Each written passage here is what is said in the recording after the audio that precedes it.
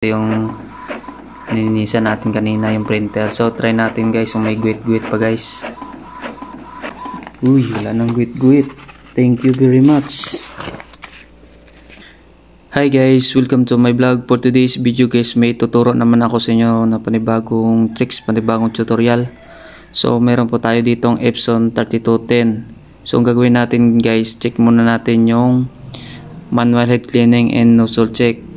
So una guys, nozzle check muna natin bago natin manual head cleaning.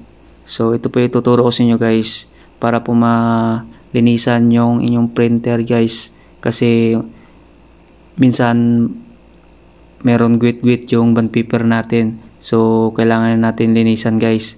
So ito na guys yung papakita ko sa inyo guys. Una, pindutin lang natin to guys. So ayan. Tapos ito. So bilang natin ng up to 10. 1, 2, 3, 4, 5, 6, 7, 8, 9, 10. So bitawan natin guys. May lalabas yan. Hey guys, nozzle check.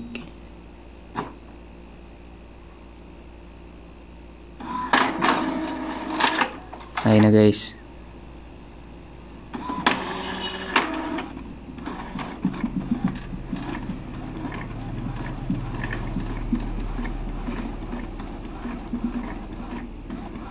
So ayun na guys yung nozzle check. So tingnan natin. So ayan po yung resulta guys. So ayan, so okay naman. So ang gagawin natin guys is manual head cleaning na natin. So buksan na natin to guys. So ayan. Tapos pindutin natin to guys ng 10 second. Mabilang na tayo up to 10. 1, 2, 3, 4, 5, 6, 7, 8, 9, 10. Bitawan na natin guys. Ayan. So hintayin nyo lang guys.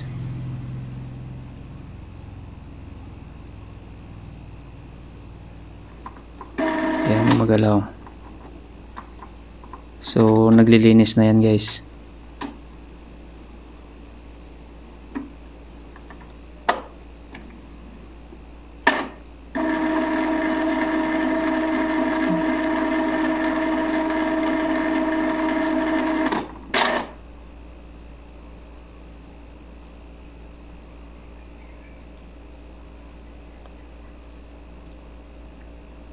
Ayun guys, hintayin nyo lang. Ayun guys, gumagalaw.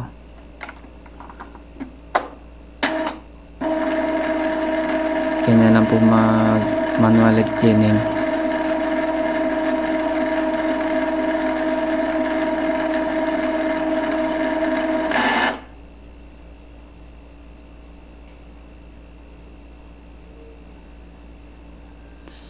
Kita nyo, kisap-kisap guys. Hintayin nyo lang. Tapos yung ilaw.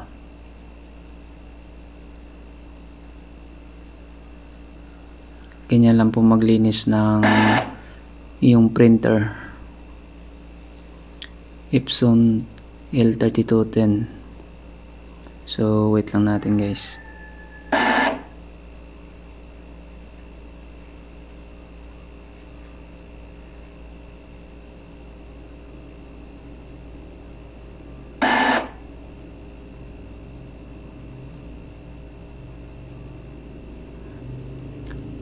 Para po malinisan yung printer nyo guys, ganyan lang po.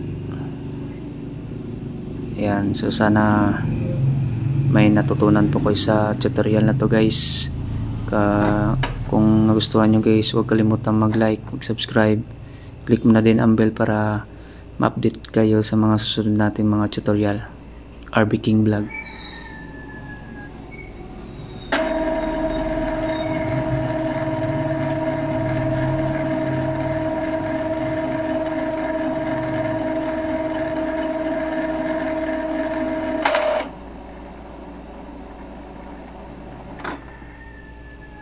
Ayan na guys, okay na guys. Tingnan nyo guys, hindi na kumikisap-kisap. Pag ganyan guys, okay na yan. So sarado nyo na. Ngayon guys, update ko kayo guys, may papakita pala ako sa inyo guys. I-print na natin to guys. So kanina nilinisan natin. So yung una guys, yung di ko pa nilinisan, yung pag-print ko guys may mga guwit-guwit.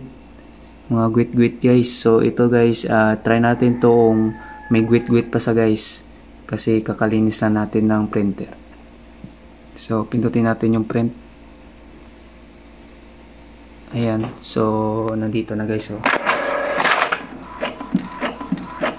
Ito yung nilinisan natin kanina yung printer. So try natin guys kung may guwit-guwit pa guys.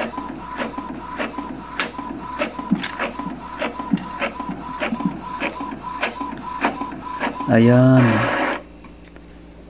Uy, wala nang guwit-guwit. Thank you very much. Ayan, kanina guys may guwit-guwit to guys. Dito, parang ganyan oh. Ayan, tingnan nyo guys, wala na. So legit yung ginawa natin kanina guys. Ayan oh, wala nang guwit-guwit. Ayan. So legit nga yung kaninang ginawa natin guys. So ayan. So sana guys, sundan nyo lang tong tutorial na to guys. Ayan, para makatulong po ako sa inyo. So maraming salamat po guys. So hanggang dito na lang yung vlog natin guys. See you in my next vlog. Bye bye.